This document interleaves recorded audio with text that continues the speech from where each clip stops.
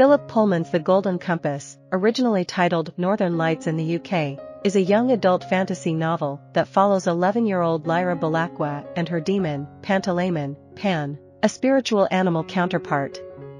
They embark on a journey north from an alternate version of Oxford in search of her friend, Roger, with the assistance of the Egyptians, witches, and Irek, an armored bear.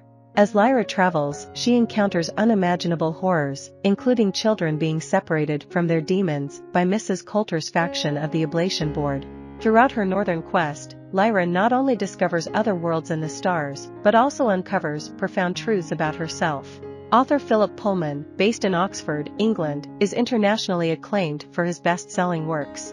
Besides his dark materials, the trilogy that includes The Golden Compass as its first installment, he has penned numerous children's books and novels like Ruby in the Smoke, 1985, and Shadow in the North, 1986.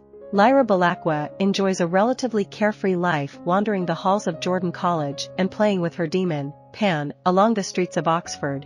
Her world is upended when she embarks on an extraordinary adventure that reshapes her entire perspective on life. The catalyst for this journey is her typical mischief. While in Jordan College, she eavesdrops on a private meeting and witnesses an attempt to poison a drink intended for her father, whom she believes to be her uncle, Lord Asriel.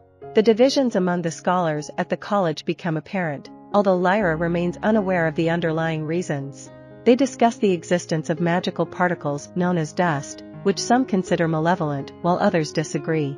Unfollowed by their machinations, Lord Asriel presents his discoveries from his northern expedition, focusing on dust and a city in the Aurora. Lyra is captivated by these revelations and becomes determined to venture north herself.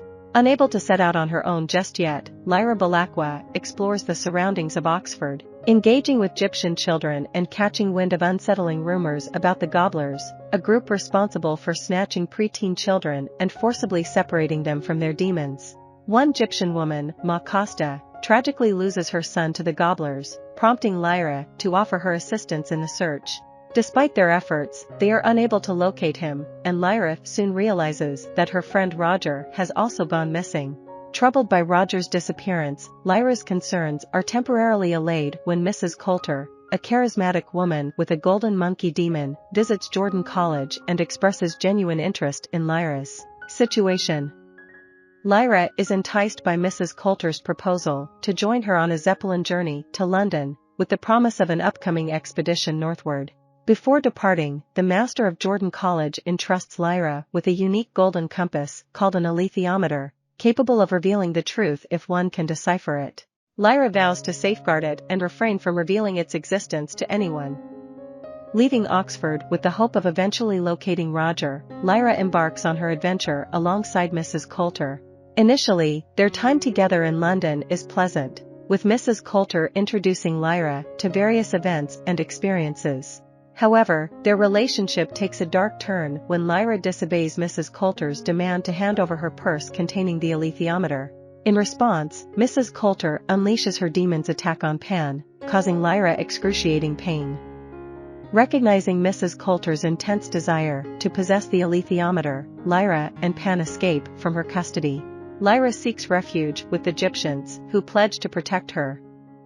During their journey on a boat, the group faces numerous challenges, including attacks that result in the loss of some members. Along the way, they capture a spyfly, a mechanical device capable of tracking and attacking targets, in a tin, which Lyra later employs against Mrs. Coulter at Bolvangar. The journey also brings them into contact with witches, allies like Lee Scoresby, a Texan traveler who navigates the skies with his hot air balloon, and Irek, an armored bear whom they aid in reclaiming his stolen armor. Throughout her journey, Lyra gradually gains insights into the enigmatic dust, particles that become attached to humans after puberty, and the practice of intercision, which involves separating children from their demons. Mrs. Coulter, among others, interprets dust as a manifestation of original sin. Under the guidance of Farder Coram, an elder among the Egyptians, Lyra hones her skill in using the alethiometer by learning to interpret its symbols as questions and answers. Embarking on a journey northward to reunite with Lord Asriel and rescue Roger, Lyra and the group encounter challenges, including a confrontation with Tartars, a roguish northern tribe. However, Lyra's plans take a drastic turn when she is abducted and taken to Bolvangar. There, she is reunited with Roger and confronted with the terrifying silver guillotine, designed for separating children from their demons. Lyra devises a daring plan alongside the other captive children, but their efforts are interrupted by Mrs. Coulter's arrival. Despite the obstacles, Lyra manages to free the imprisoned demons, deceive Mrs. Coulter, and release a spyfly to thwart her. By triggering the fire alarms, she creates an opportunity for the captive children to escape amidst the ensuing chaos. Anticipating the aid of Iorek and the Egyptians, a fierce battle unfolds. With the assistance of allies like Iorek, Lee, and Serafina Pekkala, Lyra, Roger, and Pan set off in Lee's hot air balloon. However, their journey is fraught with danger as they face attacks from cliff ghasts, flying creatures in the northern region, Svalbard. An encounter with these creatures results in Lyra being thrown from the balloon and taken captive by armored bears. Imprisoned within the bear's squalid castle, Lyra manages to gather crucial information from her cellmate, Jotham, about Lord Asriel and Iofur, the Bear King. By skillfully appealing to Iofur's ego, she weaves a web of lies, pretending to be Iorek's demon while offering her loyalty to Iofur under specific conditions. Lyra's ultimate goal is to instigate an honorable battle between Iorek and Iofur, and she successfully communicates her plan to Iorek upon his impending arrival. A brutal clash unfolds between Iorek and Iofur, resulting in Iorek's triumph and the reclamation of his position as king of the armored bears. Following the victory, Iorek liberates the captives, including Lyra and Roger. They embark on a journey to Lord Asriel's mountain tower, where the latter conducts his research experiments. However, Lord Asriel initially appears unenthusiastic about Lyra's presence, as he requires a child for his procedure but prefers not to use his own daughter. His demeanor shifts upon noticing Roger. During a conversation with Lord Asriel, Lyra attempts to return the alethiometer, but he declines it, leaving her feeling disheartened and her quest seemingly futile. Lord Asriel delves into his perspective on Genesis and the dust, positing that the dust embodies original sin and malevolence. He also hints at the immense energy generated by intercision, though Lyra does not fully grasp the significance until later. After retiring for the night, Lyra awakens to find Lord Asriel's servant agitated, informing her that Roger has been taken. Accompanied by Iorek, Lyra navigates perilous landscapes and clashes between armored bears and rival witches. She continues the final leg of the journey alone, braving treacherous terrain and a bridge that can't support Iorek's weight.